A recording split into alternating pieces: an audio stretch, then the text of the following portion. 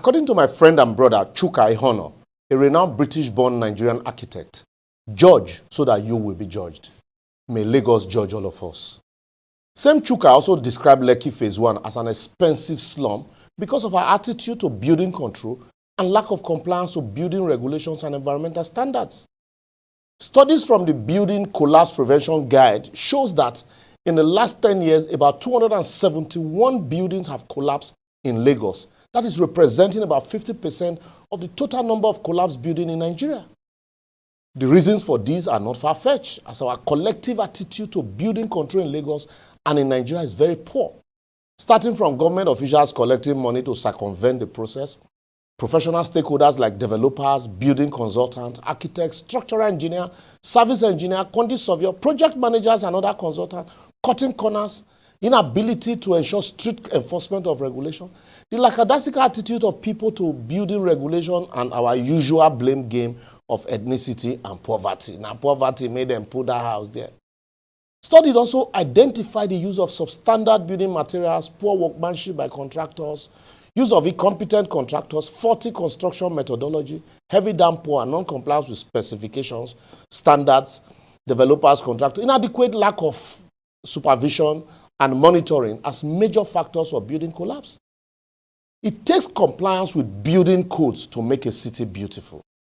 The patterns brings out the aesthetics, and the lightning will be the icing on the cake. Like if you're coming down, you are descending into Manhattan. You see the buildings, lovely. But ours is the usual opposite, as we blame everybody but ourselves.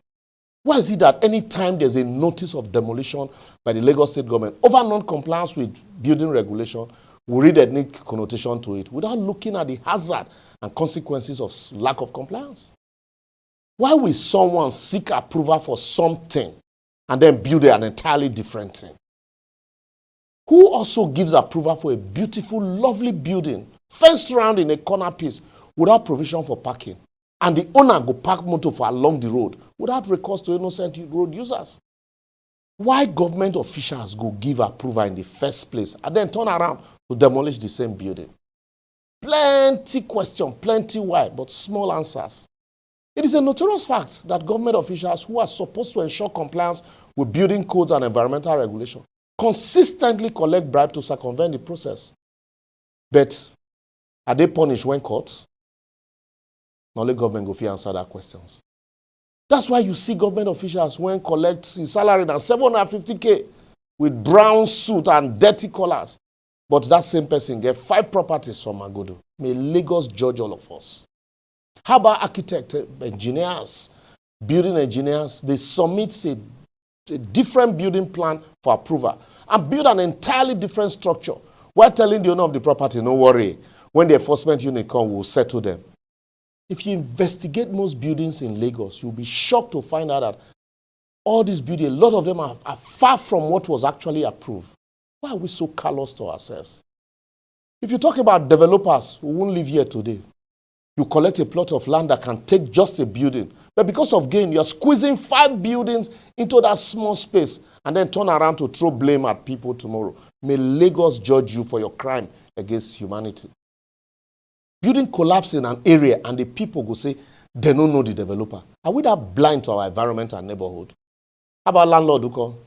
Because you must be landlord in Lagos at all costs. You buy a drainage, a canal as a plot of land from Omonile. You build a house on a drainage channel and still wonder why the whole place is flooded. As if that's not enough, you go ahead to build small shops, shanties on the setbacks and the drainage, or even block access to NEPA cable sometimes, and then collect outrageous rent from desperate people, citing poverty. Yet when building control people come, they call God, Amadioha Shongo. God will not only judge you, the judgment of Lagos will descend on all of us. Go to Lagos Island and see how people have turned every single corner, every single space into a shop or office, and the distortion to all of the buildings. See how Madlas building and the other buildings around that environment have been turned into something else, with people building generator houses on top of transformers, despite clear dangers, as some government officials and enforcement units have turned monitoring into a money-making venture. If you talk, they will throw an ethnic card at you. But these are many more. I pray that Lagos will continue to judge all of us. If you think it's only in poor areas like Bariga, Okokomaiko, Alakuko, Ajangbadi, or Lagos Island that all of these things happen, then you never reach Lekki. Go to Lekki and see how people have distorted building plan, all in the name of conversion from residential to commercial. Can Lagos truly judge all of these inadequacies? I pray.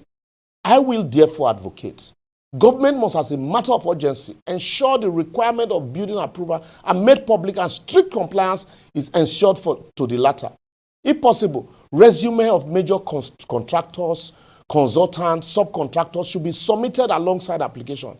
In the event of default, while demolition serves as a deterrent, prosecution of both the owner and developers, corporate, private, major investors, the consultants, architects, and everybody involved in that project will serve as a deterrent to others. And also, government need to ensure that its officials who are saddled with the responsibility of approval and appraisers or monitoring and enforcement and compliance are also prosecuted in the event that default. That way, people will not only avoid cutting corners, but officials will also ensure strict compliance.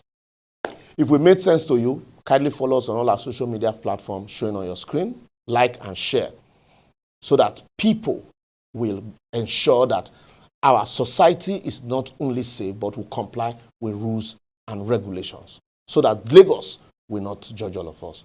For anything that is left uncontrolled, controls the rest of us. See you soon.